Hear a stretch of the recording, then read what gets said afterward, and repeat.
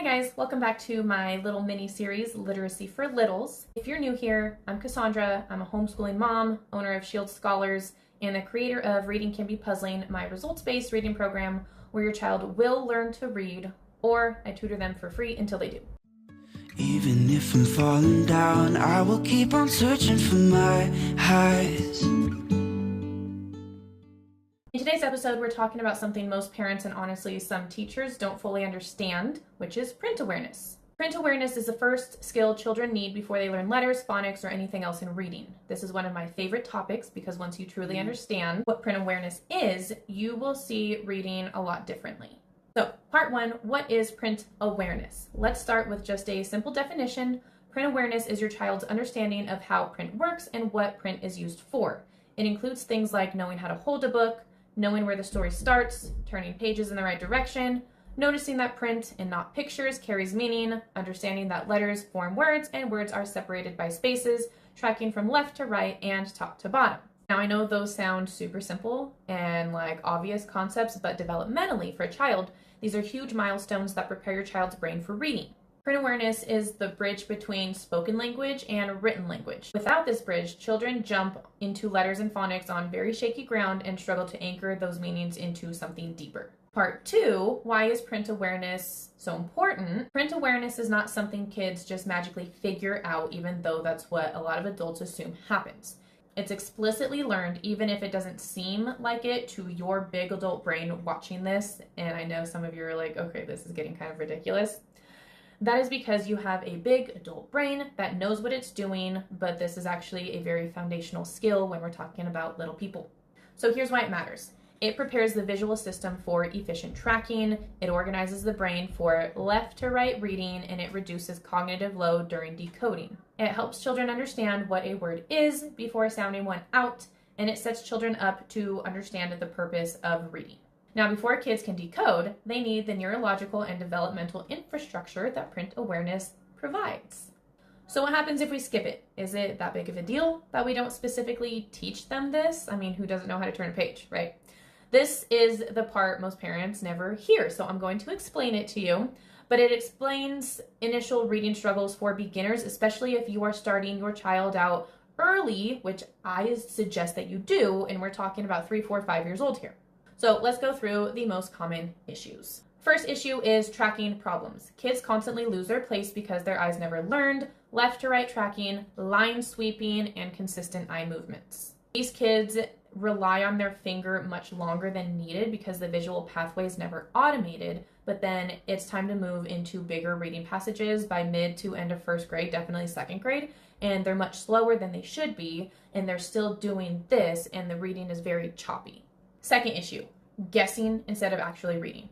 Children who skip print awareness often believe that pictures tell a story, the first letter is enough information, reading is guessing the next word.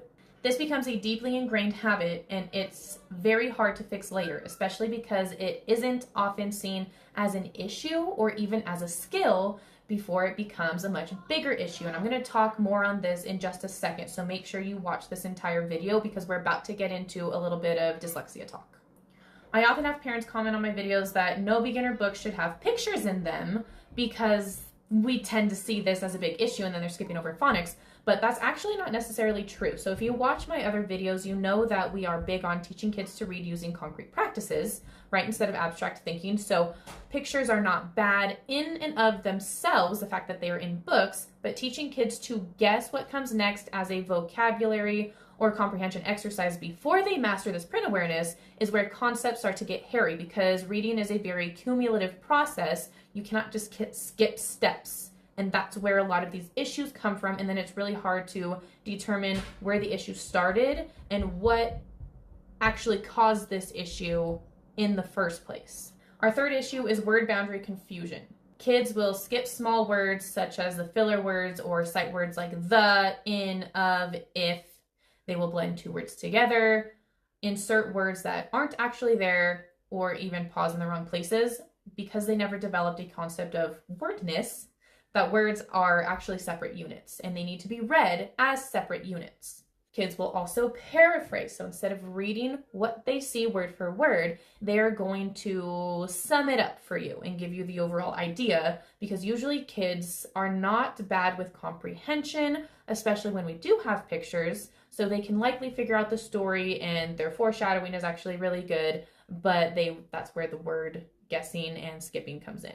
This kind of clarity is incredibly important for young learners. Kids thrive when expectations are clear. When we slow down and teach these distinctions intentionally, reading starts to make sense instead of feeling confusing. And this is something I specifically work on with kids 3, 4, 5 years old. They know what letters are and recognize both consonants and vowels, and we're working on sounds and phonics. But when we get into our sight words practice and high frequency word recognition, we specifically count all of the words on the page, and they circle or hold up fingers for the words that they are saying, for the words that they are reading.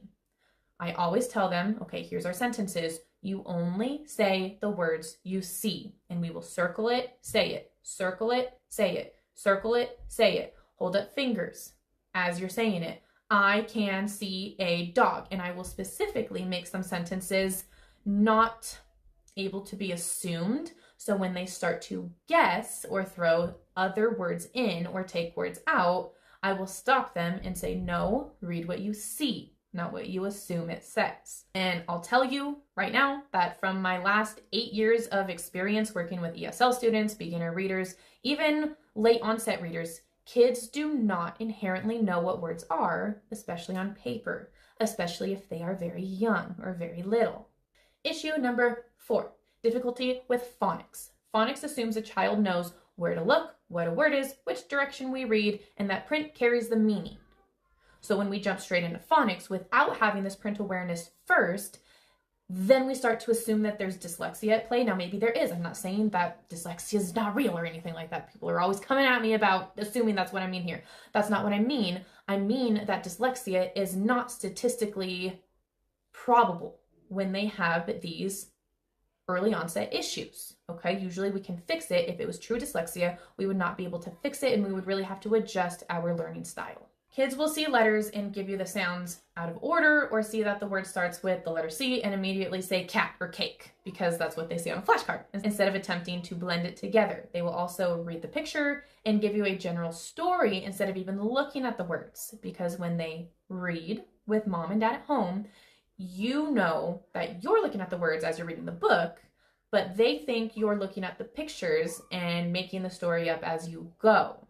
Issue number 5, reversals and orientation errors. Now, I love to talk about this part because this is where it kind of clicks for parents, especially parents who are really concerned about dyslexia. Skipping print awareness often leads to letter reversals, reading backwards, confusing lowercase letters such as, what they look like, lowercase b, D, P, and Q, and then writing in the wrong direction. Now, this part is really important. Reversals are not a sign of laziness, low intelligence, or even dyslexia in young children. They are almost always a sign that the brain has not fully developed its spatial orientation system for print yet. When children are learning to read, their brains are still developing the ability to understand direction, position, and orientation. In the real world, objects don't change meaning when you flip them. A chair is still a chair if it's facing the other way. A cup is still a cup if you turn it around or put it upside down. But print is different. In reading, direction matters. A lowercase b and d are the same shape, just facing different directions, but they mean completely different things. The brain has to be explicitly trained to notice and respect that difference. This training happens through that print awareness, not flashcards, not memorization, okay? Stop yelling at them for getting it wrong and not listening to you when that's probably not what's happening. When we consistently show children where the book starts, which way pages turn, that reading moves left to right, and that letters face a specific direction, that words stay oriented the same way every time, we are teaching the brain how print is organized in space. Without that repeated exposure, the brain treats letters like general shapes instead of directional symbols, and that's when the reversals show up. Print awareness trains the spatial systems that reading later is going to depend on. When we slow down early and we teach kids how print works in space, Reversals usually resolve naturally as the brain matures. And this is a step that we're skipping when we're assuming this just naturally happens. Yes, developmentally, are things going to end up clicking? Yes, but not if you skip these steps. When we skip this step and rush into letters and phonics, those orientation issues tend to stick around longer and they cause some obvious frustration. Like I said earlier, 90% or maybe even higher of new parents who meet with me are absolutely concerned about dyslexia in their child, but after several months in my program, they no longer exhibit signs of dyslexia, and most parents do not go forward with seeking a diagnosis. For one, seeking a diagnosis is going to be very expensive for you, and it's also probably not the issue. Issue number 6 is poor fluency. These children sound choppy, slow, disconnected, or even robotic, not because they don't know the words, but because the eyes are not moving efficiently across the text and skimming appropriately. Because fluency depends on how efficiently the eyes move across the text, not just on how well the child knows letter sounds. When print awareness hasn't been fully developed, the eyes don't move smoothly from word to word, and instead they pause too long on some words, jump ahead unpredictably, lose their place, backtrack to read, and then reread again, and then hesitate before moving to the next word. And we see this issue even with kids reading at 4th, 5th, and 6th grade levels, and it's probably because of this. Every one of those eye disruptions interrupts the flow of reading. So even when the child can decode words like cat, and they know their phonics, and they know how to blend and decode properly, the reading process looks more like cat, pause, reset, next word, pause, reset, reread.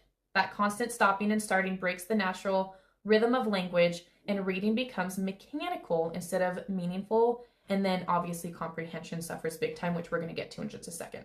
Now, another thing that I want to point out that even adults do a very fair amount of time is what's called reading regression. That means your eyes naturally and unintentionally backtrack as you read, and your brain rereads what you just read aloud, causing slow overall reading. So it'll sound like the cat in the hat. Now, all of those pauses that you just heard there, the eyes are going back and rereading, because not only are they not reading quickly and they're not very fluent, obviously we can hear that, but their brain is trying to comprehend and read at a quick pace at the same time, and it never learned the eye tracking appropriately to do all of it at the same time, if that makes sense. Once kiddos are at a minimum of a 5th grade reading level or higher, we start to work on speed reading using eye clicks and reducing subfocalization in their reading. But it is very hard to master this if print awareness was not a skill that was mastered early on. And I'm talking early on, between 3 and 6 years old. Issue number 7. We just keep going with these issues here. So you can see that this is a very important skill for them to be learning. And this is where we start this in preschool. Okay, so if we're talking preschool and kindergarten, this isn't mastered, everything else is going to be very, very hard, and it's going to continue to be difficult for them to scale. This is a very important step, and it's not automated. Okay, so issue number 7 is weak comprehension. Obviously, this is kind of the entire point of reading, is to learn from text and understand what's going on. We don't just read because we like to hear our voices aloud. It is to actually use it as a skill to learn, right? So if a child is using all of their brain power just to try to follow the text, there's very little left for meaning. Print awareness reduces that cognitive load and allows them to read quickly. The faster they are able to read and skim across those words, the better the brain comprehends information. Okay, all of these issues, we have all of these problems now, so what do we do about it? What age do we teach print awareness? One of the most common questions I get from parents is, when am I supposed to be teaching this? When are we supposed to start with kids? And the good news is, print awareness can start much earlier than people think. It's one of those pre-reading literacy skills. You'll often see signs of print awareness beginning around 2.5 to 3 years old, where they start to pick up their own books, they start to read even if they don't know what the words say yet. And this is when kids start carrying books the right way, knowing that this is up, this is upside down, pointing to words, asking what things say, and noticing letters in their environment. That is not random, that is their brain becoming ready. The ideal window for intentionally teaching print awareness is really between ages 3 and 6, and during these years, a few major developmental systems are all coming online at the same time. Children are developing symbolic thinking, They're learning that symbols represent real things. Their language is exploding, and their fine motor skills and attention are improving. And their visual system is becoming organized enough to track and follow patterns. All of that comes together to make print awareness much easier to learn when it's taught during this window. And this is an important myth to clear up now, I feel like. Print awareness does not automatically develop just because a child gets older. Will some of it develop, like if they know the book is right side up or upside down? Yes, especially if they speak English and there's no other disabilities that we're concerned about. But if a child isn't regularly exposed to books, print, and adult modeling, pointing to words, talking about text, showing how print works, they can enter kindergarten without understanding where to start reading, how text moves, or even what a word really is. And this is why your role at home matters so much. We always have the same argument that it's the teacher's responsibility, it's the parent responsibility. The fact is, it's both, okay? It's both. And if you are a parent that thinks that you take no responsibility in your child's education, honestly, that's really sad, and that is just blatantly not true.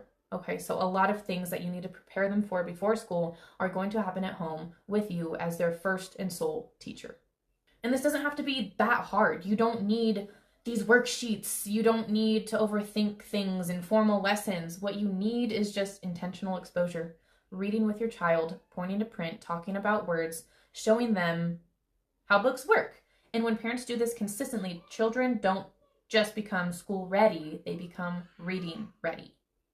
Now here's my favorite part, okay? The neurology behind print awareness. This is where I really shine. We've talked about why print awareness matters, okay? I've convinced you this is something you should work on with your ideally toddler. We're talking 2.5, 3 years old. I want to shift into what is actually happening in your child's brain when they're learning how print works. And honestly, this part is my favorite. This is where I kind of geek out a little bit. So I like watch it, okay? Like, I'm not just going to list off a whole bunch of vocabulary words. This is actually really, really interesting, and it makes a lot more sense when you also understand what's happening on the inside as well. Now, when your child looks at a book, their brain isn't just looking at words. Multiple areas of the brain are working together at the same time, and print awareness is what helps organize that system. It's all about organization. Our brains love organization, not just, organizing a closet, although we like that too, but everything is organized, and when things are organized like that, everything just becomes a lot easier. So when your child looks at a page, the occipital lobe, which is the visual processing center, is analyzing shapes and patterns. This part of the brain is learning to recognize that certain shapes consistently mean something.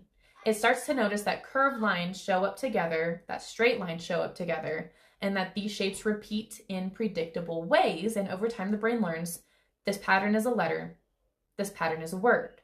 And that's what's interesting, because as an adult, if you know how to read, if you pick up a book and you just start reading whatever it is that you're into, murder mystery, you will notice that you probably don't decode a whole lot of words anymore. You just know what it says. That is because of this process that's happening in the occipital lobe. This is also where children learn the difference between a picture, a scribble, and actual print. Without enough exposure, the brain doesn't automatically know that print is different from everything else on the page. It has to be taught through experience. The more they see, the more they recognize. As your child gets more exposure to print, another pathway kicks in called the ventral stream. This is the part of the brain that helps with consistency and recognition. It's what allows a child to understand that a letter stays the same letter even when it looks a little different. So an A in a picture book is still the same A they saw earlier in a different font or a different size. This is why struggling readers will sometimes stop and say things like, wait, is that the same letter? Their brain hasn't fully automated symbol recognition yet. Print awareness gives the brain repeated opportunities to build that consistency so letters and words become instantly recognizable instead of confusing, even when they look different from print to even handwriting. Now let's talk about orientation and direction, because this is a big one. The parietal lobe is responsible for spatial awareness and directionality. This is the part of the brain that helps children understand where things are in space and how to move through them in an organized way. In reading, that means knowing which way a book goes, where the top and bottom are, and that text moves from left to right and top to bottom. When print awareness isn't taught, the brain never gets clear practice with these spatial rules. That's why some kids will flip books upside down, start reading from right side of the page or jump around instead of following a line, or even having difficulty following the line when they know better. It's not that they're being careless, their brain was never trained to treat print as something that has direction. Another key area involved is the temporal lobe, which is where language processing happens. Print on a page doesn't mean anything on its own. It only becomes meaningful when the brain connects those visual symbols to the spoken language. This is the moment when a child starts to understand the words you're saying out loud are the same words I'm seeing on the page. That connection is actually pretty huge. It's what allows reading to turn into understanding, not just decoding. And it's one of the reasons why pointing to words while reading is so powerful. You're literally helping the brain wire visual symbols to language. And then finally, we have the prefrontal cortex, which supports attention, working memory, and focus. This part of the brain helps your child stay engaged with the text, remember what was read on the previous page, and connect ideas across sentences. When print awareness is strong, the brain doesn't have to work as hard just to figure out where to look, so more energy can go towards understanding and remembering what's actually being read. Every single time you point to text, model how you read a page, or help your child follow along visually, you're strengthening these brain systems together. That's why print awareness isn't just a reading skill, it's brain organization for literacy.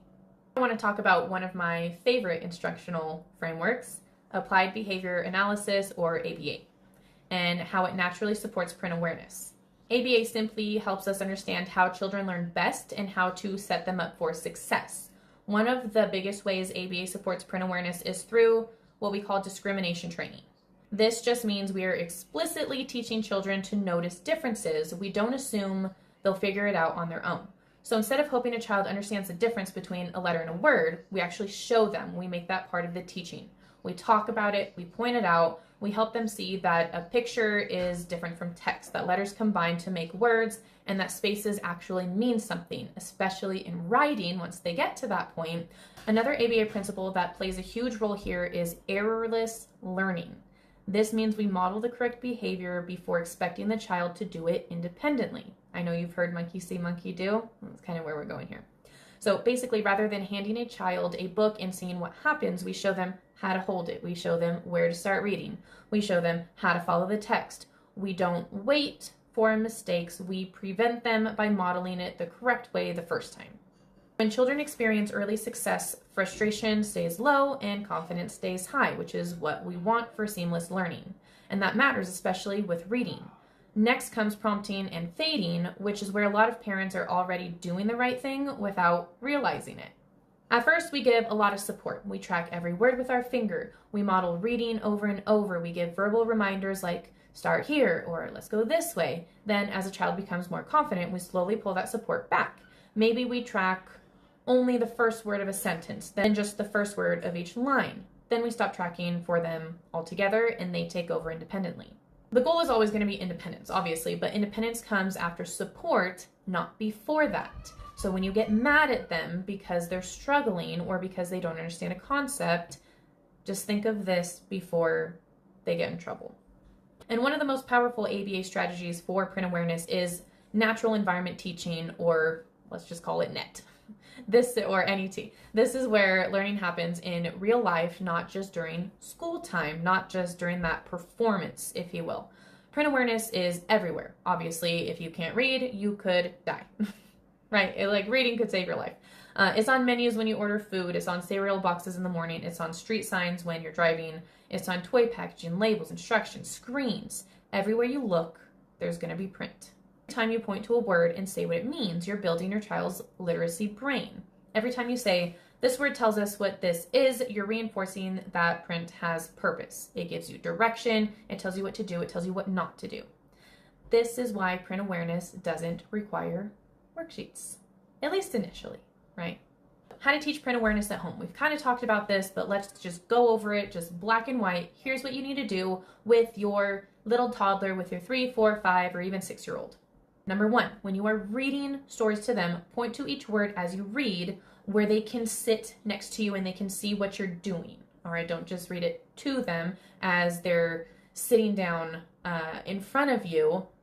You always see teachers, turn the book around, read upside down. You probably thought that this was so they could see the pictures. Not necessarily, just take it an extra step. Point to each word as you read. This teaches directionality, spacing, and how print is organized. Kids learning to track visually need your finger as a guide. Once they learn the pattern, we gradually fade the finger out and they don't need to see yours anymore. And as they start to read independently, they will use their own until that tracking kind of takes over and then they don't need it at all. Which ideally, we want to get rid of it probably before second grade because the brain and the eyes are significantly faster than your mouth and your finger. So we don't want to rely on doing this for too long, but it is very helpful to get started. We don't want to skip those steps. Yes, the goal is to not be using it, but don't start there. 2, ask print referencing questions to your kiddo. These are incredibly powerful, and instead of asking, what's your favorite picture? Ask, where do I start reading? Show me one letter. Show me one word. What's this letter? Do you know what this word is? For beginners, words that they're going to see a lot are like the or a, for example. Count the words in a line. How many in this line? Which way do we read? What's the last word? What's the first word? Things like that. Kids love being right. They love giving you right answers, and they learn really, really fast. Bonus, do it correctly at first, obviously, monkey see, monkey do, and then start reading backwards, pointing at the end and work your way back in the book. Say what you see. So literally say what you see. Read the text backwards, and kids will hear just how funny this sounds, and immediately they're going to correct you. Immediately they're going to tell you how you're wrong. Okay? They love when you're wrong. They love to correct you. They love to be right. They love to be the teacher. Let it happen, because when we start to take over and we start to teach something instead of just trying to regurgitate it, that's where the learning and the critical thinking really takes over. Number 3, let your child turn the pages. Turning pages isn't just cute, and it is kind of obvious, but even more than that, it builds sequencing, order, independence, confidence, and they can see when, as we're tracking our finger, you end the page, they know it's their cue to turn. And this is going to become natural eventually. But again, remember, we're talking about very beginner readers here, so monkey see, monkey do. They're going to take over as long as you do this properly. Number 4, highlight print during your day. If you're driving, look, that says stop on the stop sign. If you're at the store, this label tells us what's inside. At home, this recipe has words that tell me what to do next. Step 1, step 2, start to recognize numbers, sequential order. Kids know that things go in order, especially with numbers.